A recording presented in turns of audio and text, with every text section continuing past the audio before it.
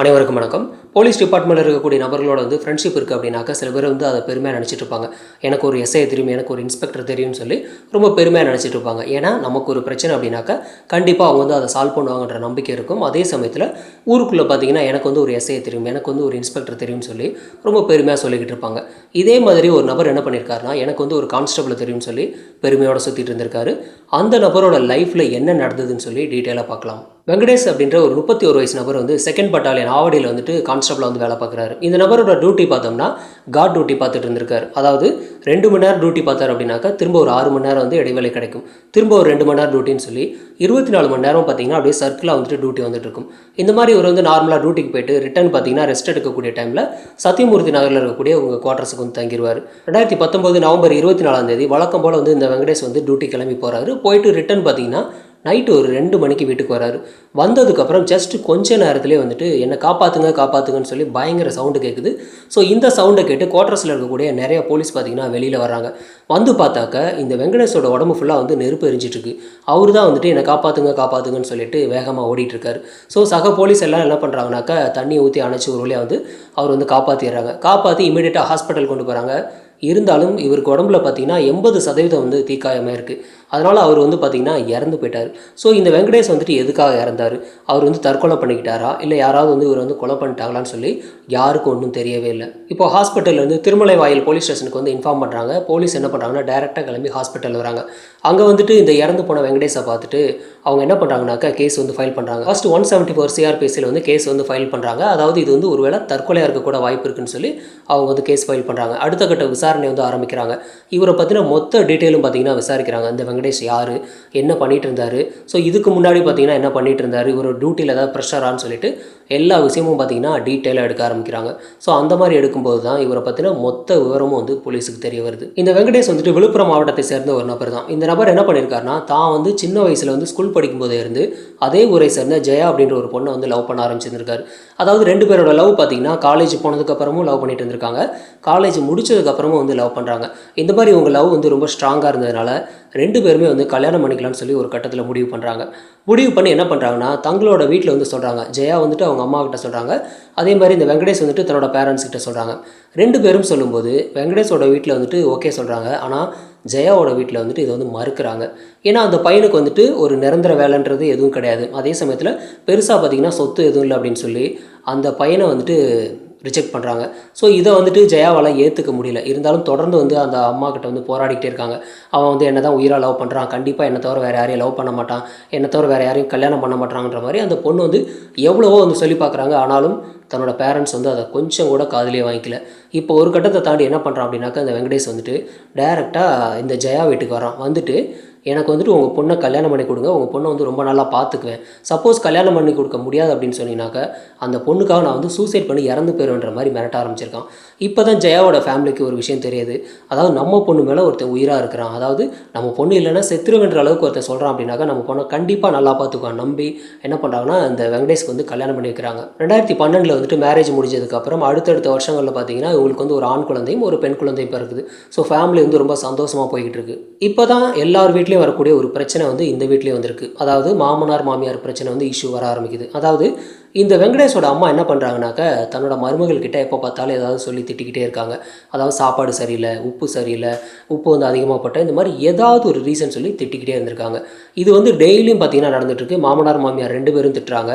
ஒரு கட்டத்தை தாண்டி தன்னோட கணவரான வெங்கடேஷும் திட்ட ஆரம்பிக்கிறார். அதாவது தான் உயிருக்குயிராக காதலிச்சு கல்யாணம் பண்ண அந்த பொண்ணை பார்த்தீங்கன்னா டெய்லியுமே இவரும் திட்ட ஆரம்பிச்சிருக்காரு. அதாவது எதுக்கு எடுத்தாலும் சண்டை தான்.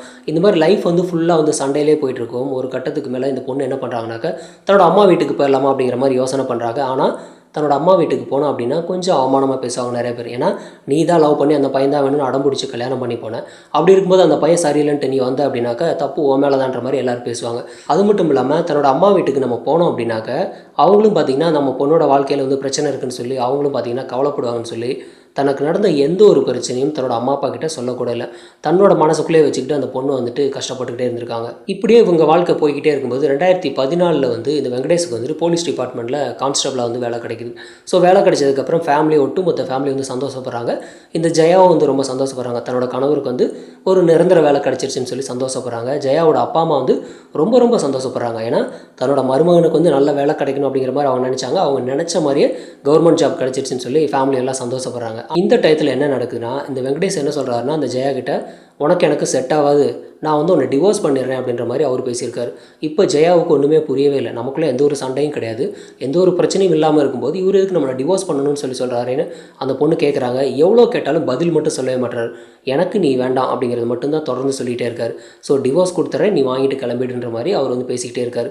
ஸோ வேலை கிடைச்சதுக்கப்புறம் இந்த மாதிரி அவரோட பேச்சில் பார்த்திங்கன்னா திமிர்த்தனம் அதிகமாகிக்கிட்டே இருக்குது. இந்த ஜெயாவும் எவ்வளோ நாள் தான் வந்து பொறுத்து போவாங்க. ஒரு கட்டத்துக்கு மேலே அவங்களால தாங்க முடியல. ஏன்னா தினந்தோறும் பார்த்திங்கன்னா தன்னோட ஹஸ்பண்ட் வந்து நீ எனக்கு வேண்டாம் வேண்டாம்னு சொல்லிக்கிட்டே இருக்காரு. நான் வந்து உனக்கு டிவோர்ஸ் கொடுத்துறேன், நீ போயிருங்கிற மாதிரி பேசிக்கிட்டே இருக்கும். ஒரு கட்டத்துக்கு மேலே தாங்க முடியாமல் 2015 தன்னோட அப்பா அம்மா வீட்டுக்கே வந்துடுறாங்க. இப்போ இந்த ஜெயா வந்து வந்ததுக்கப்புறம் வந்துட்டு அது வந்து வில்லேஜ் ஏரியா அப்படிங்கிறனால யாரும் சொல்லவே தேவையில்லை. ஒரு பொண்ணு வந்து தன்னோட கணவரை விட்டு தனியாக வந்துட்டாங்க அப்படிங்கும்போது ஒட்டுமொத்த மக்களும் ரொம்ப ரொம்ப கேவலமாக பேச ஆரம்பிச்சிருக்காங்க. ஸோ இந்த மாதிரி பார்த்திங்கன்னா ஜெயாவோட மனசு புண்படுற அளவுக்கு வந்து டெய்லியும் வந்து அக்கம் பக்கத்தில் இருக்கக்கூடிய எல்லாரும் வந்து திட்டிக்கிட்டே இருந்திருக்காங்க. ஸோ இதெல்லாம் வந்து தெரிஞ்சதுனால அந்த பொண்ணு என்ன பண்ணியிருக்காங்கன்னா, தன்னோட சொந்தக்காரங்களோட ஃபங்க்ஷனுக்கு கூட போகாமல் அவங்க வீட்டிலே தான் இருக்காங்க. ஸோ வெளியில் எங்கே போனாலும் இந்த பொண்ணை பார்த்திங்கன்னா உன்னோட கணவருக்கு உனக்கு என்ன பிரச்சனைன்ற மாதிரி பேசி அந்த பொண்ணை வந்து கொண்டிருக்காங்க. அதனால் எங்கேயும் போகாத இந்த ஜெயா என்ன பண்ணியிருக்காங்கன்னா, பக்கத்தில் இருக்கக்கூடிய ஒரு கடைக்கு போயிருக்காங்க, மளிகை கடைக்கு. அங்கே போயிட்டு தன்னோட வீட்டுக்கு தேவையான ஜாமான் வந்து ஒரு நாள் வாங்கிட்டு இருக்காங்க.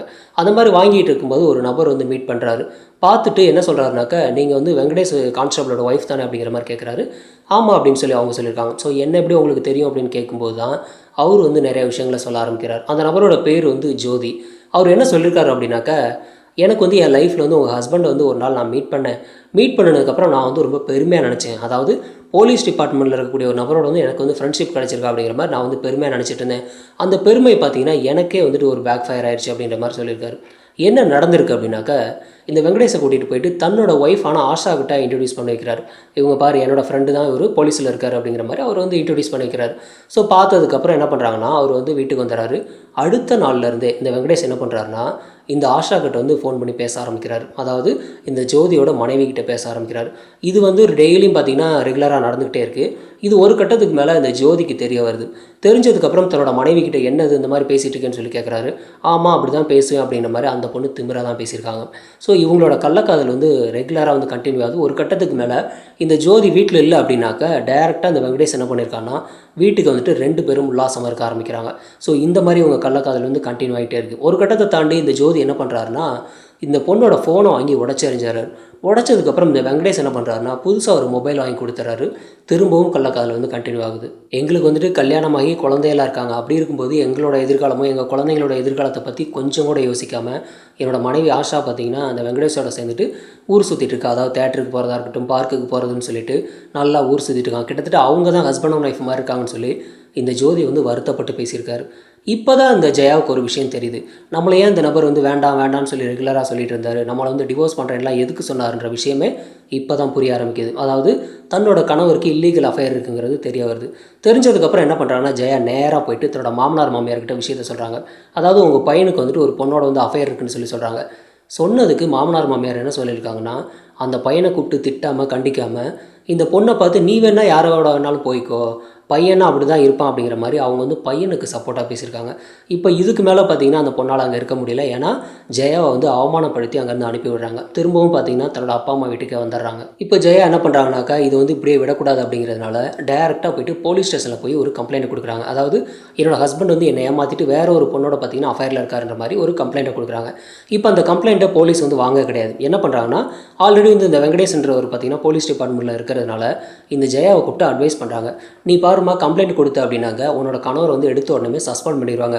ஸோ உங்களோட எதிர்காலம் பார்த்தீங்கன்னா டோட்டல் எல்லாம் போயிடும். அதனால் வந்துட்டு கொஞ்சம் வெயிட் பண்ணு, நாங்கள் வந்து அவங்ககிட்டயும் புத்திமதி சொல்லி அனுப்புகிறோம், அதே சமயத்தில் நீ கொஞ்ச நாள் பொறுமா, உங்களோட லைஃப் வந்து நல்லா போகும் அப்படிங்கிற மாதிரி இந்த பொண்ணை வந்து சமாதானப்படுத்தி வீட்டுக்கு அனுப்பி வைக்கிறாங்க. இப்போ போலீஸ் ஸ்டேஷனில் என்ன பண்ணுறாங்கன்னா, வெங்கடேஷ் வந்து ஸ்டேஷனுக்கு கூப்பிட்டு அட்வைஸ் பண்ணி அனுப்புகிறாங்க. அதாவது கண்ட பொண்ணோட ஊர் சுற்றுறதெல்லாம் விட்டுட்டு உன் மனைவியை பாடுறா ஃபஸ்ட்டு அப்படிங்கிற மாதிரி அட்வைஸ் பண்ணி அனுப்புகிறாங்க. அட்வைஸ் பண்ணதுக்கப்புறம் இந்த வெங்கடேஷ் என்ன பண்ணுறாருன்னா, திருந்தி டேரெக்டாக தன்னோட மாமியார் வீட்டுக்கு வந்துட்டு தன்னோட மனைவியை கூப்பிட்றாரு, வா வீட்டுக்கு போகலாம் அப்படிங்கிற மாதிரி கூப்பிட்றாரு.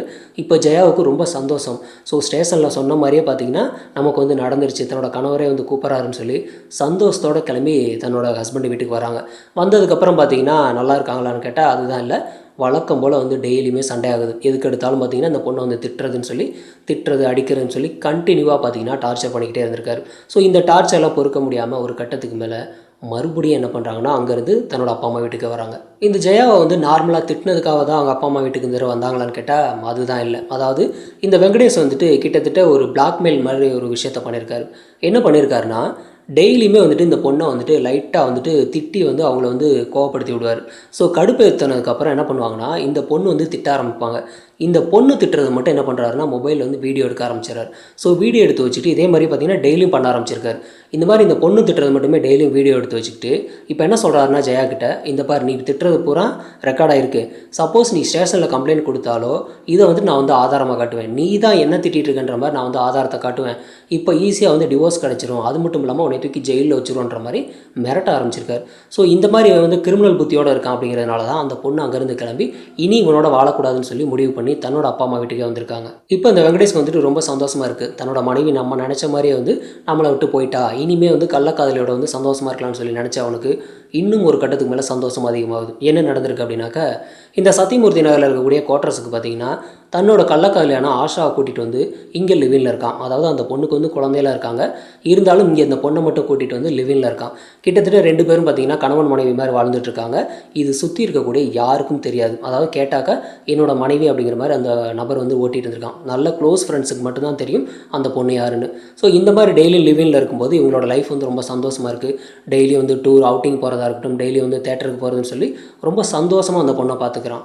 கொஞ்ச நாள்லேயே இந்த ஆஷாவுக்கு வந்து வெங்கடேஷ் மேலே சந்தேகம் வருது. என்ன அப்படின்னா, நம்மளை இங்கே கூட்டிகிட்டு வந்ததுக்கப்புறம் ரொம்ப பாசமாக இருந்த அந்த நபர் இப்போல்லாம் பார்த்தீங்கன்னா நம்மக்கிட்ட வந்து அடிக்கடி பேசுகிறது கூட இல்லை, நம்ம கூட உறவு வச்சுக்கிறது இல்லை, இந்த மாதிரியே நடந்துகிட்டு இருக்கேன்ற மாதிரி சந்தேகப்படுறாங்க. ஸோ இவனுக்கு வேறு ஏதோ பொண்ணு கூட வந்து அஃபேர் இருக்க வாய்ப்பு இருக்குன்ற மாதிரி சந்தேகப்படுறாங்க. இவங்க சந்தேகப்பட்ட மாதிரி அங்கே இருக்கக்கூடிய ஒரு பெண் காவலரோட பார்த்தீங்கன்னா இந்த நபருக்கு வந்து தொடர்பு இருந்திருக்கு.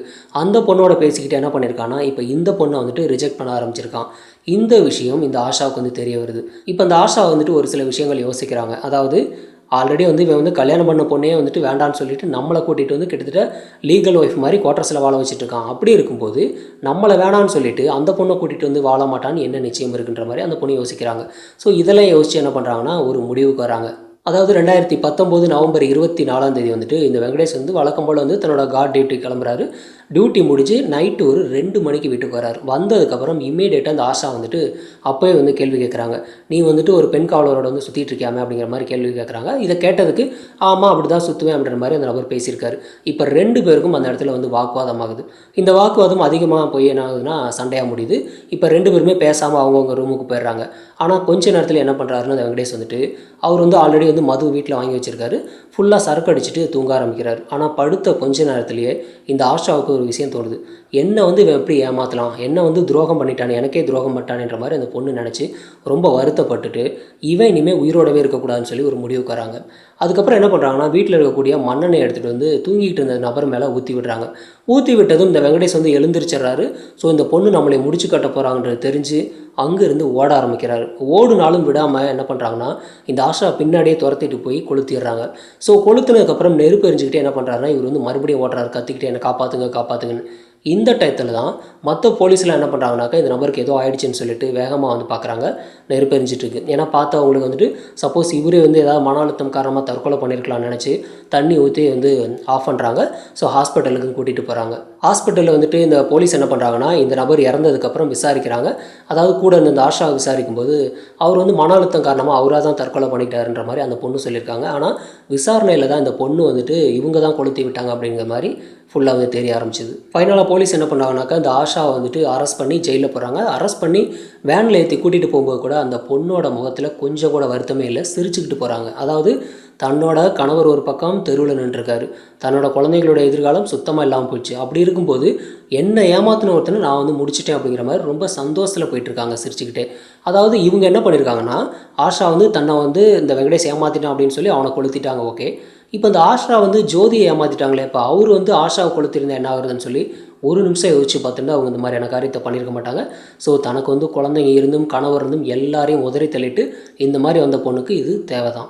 எல்லா கேஸ்லையுமே இல்லீகல் அஃபேர் அப்படிங்கிறது பார்த்தீங்கன்னா ஒரு கிரைமில் போய் தான் முடியும். வெளியிலேருந்து பார்க்குறவங்களுக்கு என்ன தோணும் அப்படின்னாக்கா, இந்த நபர் பார்த்தீங்கன்னா இந்த பொண்ணோட பேசிகிட்டு இருக்கான், அங்கிட்டு பார்த்தா இன்னொரு பொண்ணோட பேசிகிட்டு இருக்கான்னு சொல்லி ரொம்ப பெருமையாக நினைக்கக்கூட வாய்ப்பு இருக்குது. ரொம்ப வாழ்றாண்டா, ஜாலியாக இருக்காண்டா அப்படிங்கிற மாதிரி தோணும். ஆனால் அவங்களோட எதிர்காலம் சுத்தமாக இருக்காது அப்படிங்கிறத தெரிஞ்சுக்கோங்க. ஏன்னா எல்லா கேஸ்லையுமே இல்லீகல் அஃபேர்ன்றது கன்ஃபார்ம் ஒரு கிரைமில் போய் தான் முடியும். இந்த கேஸில் அரெஸ்ட் பண்ணி கூட்டிகிட்டு போகும்போது சிரிச்சுக்கிட்டு போன அந்த ஆஷாவை பற்றின உங்களோட கருத்துக்களை கமெண்ட்டில் பதிவு பண்ணுங்கள். நன்றி.